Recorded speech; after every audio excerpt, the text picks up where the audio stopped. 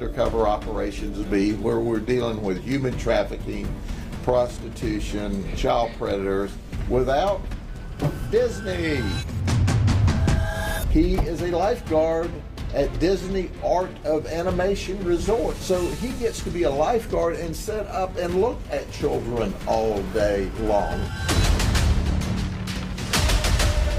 We made 157 arrests, 47 prostitutes, 96 Johns.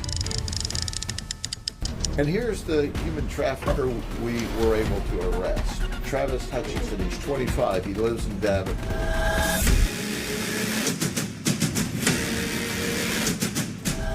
He is the classic example. If these child predators are not locked up, children are in bed.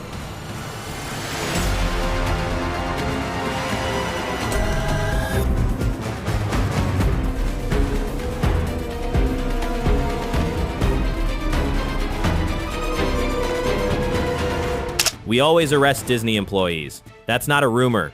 It's Sheriff Grady Judd's relentless refrain, a statement so blunt and so consistent it's become his calling card.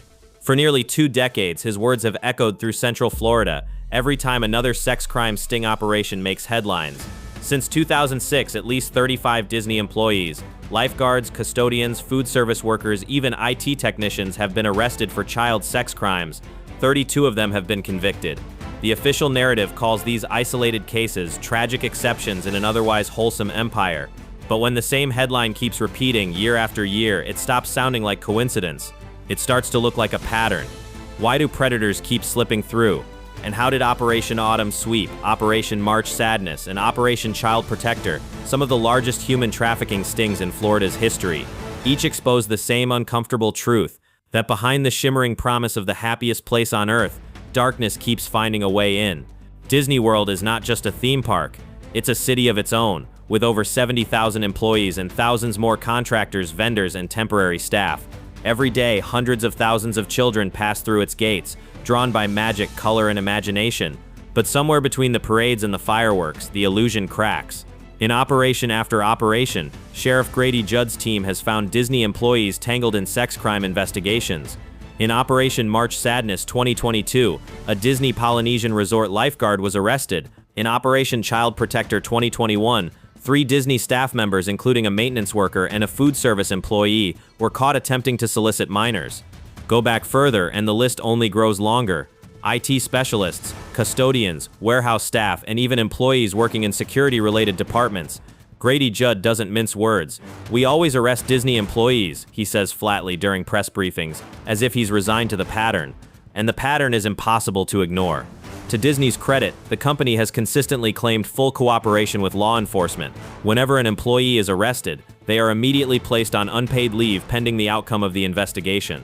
It's the correct procedure, but one that hasn't stopped the arrest from continuing, year after year. Critics point out that with such a vast workforce, the statistical odds make some misconduct inevitable. But law enforcement officials aren't convinced that's the whole story. They say predators are drawn to where children are, and few places offer more access, more anonymity, and more opportunity than a sprawling entertainment empire filled with families.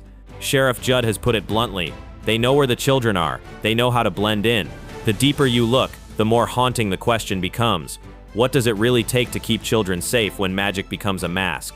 Disney's background checks are among the most extensive in the hospitality industry. Fingerprinting, federal databases, reference verification, the works. But predators adapt. Some hide behind clean records. Others exploit contracting loopholes or use fake identities to slip through screening systems that weren't designed for that level of deception. And then there's the issue no company wants to admit. Sometimes red flags are noticed but not acted on quickly enough.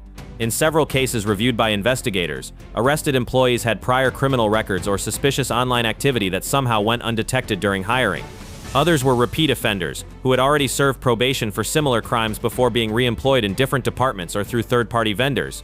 Each case chips away at public trust. When Operation Autumn Sweep hit the headlines with 255 arrests linked to a Florida human trafficking ring, the inclusion of yet another Disney staff member didn't surprise anyone anymore. It was treated almost as an expected footnote in a much larger story. But that's exactly the problem. When society becomes used to hearing that predators were caught working at the world's most family-friendly company, something is deeply broken. Law enforcement calls it predictable tragedy. Child safety advocates call it a systemic failure. Disney calls it an unfortunate reality of scale. But for the families visiting every year, it raises a darker question. Has the happiest place on earth become a hiding place for some of society's worst? This isn't just about one company. It's about a pattern of complacency across industries that rely on the illusion of safety. Predators go where trust is high and suspicion is low. And when a company's entire brand is built on innocence, that trust becomes the perfect cover. Disney's magic may draw millions, but as Sheriff Grady Judd's operations have proven time and time again, the shadows behind the castle walls are real and growing harder to ignore. So the question remains, how many arrests will it take before the system changes? Because if background checks, public image, and corporate policies still can't stop predators from walking through the gates, then the problem isn't just who's getting hired, it's what's being protected. The arrests are not coincidences, but the work of smart predators, Sheriff Grady Judd said in a press conference. "We always arrest Disney employees." This line has become the hallmark of every sting operation in Polk County. Each time Disney gives the same standard response, full cooperation, but it also has serious blind spots. With 70,000 cast members, contractors, and vendors, some people still slip through. "We always arrest Disney employees." That's not a rumor, it's Sheriff Grady Judd's relentless refrain. And after nearly 2 decades of sting operations in Florida, his words ring uncomfortably true.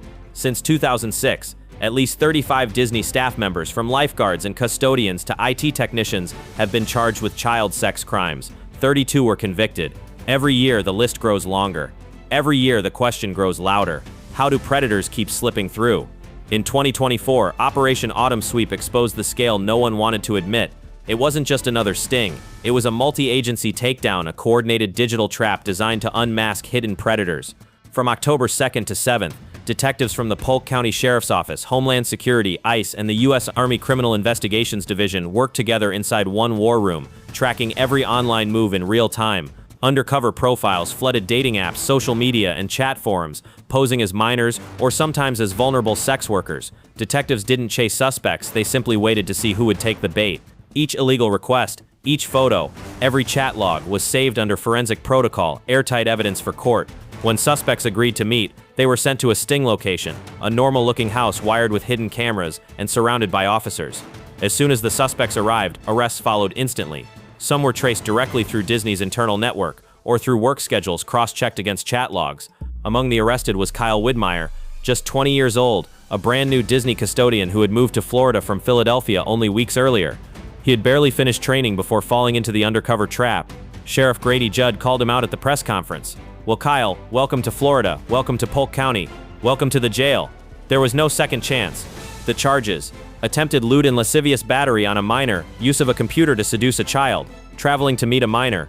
Digital records, chat screenshots, and travel logs sealed the case. Kyle's case exposed the weak link, Disney's pre-employment screening system. Background checks rely almost entirely on past convictions. If you've never been caught, you pass. There's no deep audit of digital footprints, chat behavior, or grooming patterns, the very things that law enforcement uses to catch predators. Workers like Juan Albino, a utilities technician with no prior record, also slip through. Each year, over 70,000 people, including contractors and temporary staff, are hired or rotated through the parks. With that volume, the focus shifts to filling roles fast, not vetting deeply. At Walt Disney World, more than 50 million visitors walk through the gates every year. Families, children, tourists, all relaxed in a place built on trust. Predators thrive in that environment because everyone assumes they're safe.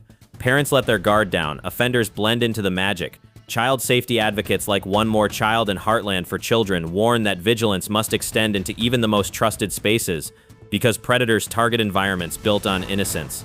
After Operation Autumn Sweep, 157 people were arrested in just 5 days. Among them, 3 Disney staff members, including a lifeguard and a custodian.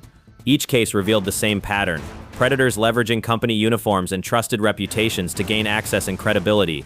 Despite Disney's public cooperation and safety statements, the background check system continues to miss what truly matters: ongoing digital behavior, closing tone, reflective, slow. Enforcement can expose what's hidden, but prevention isn't their job alone. It belongs to every parent, every company, every community that believes trusted places mean safe places. Because at the end of the day, it's not the castle walls that protect children, it's constant vigilance.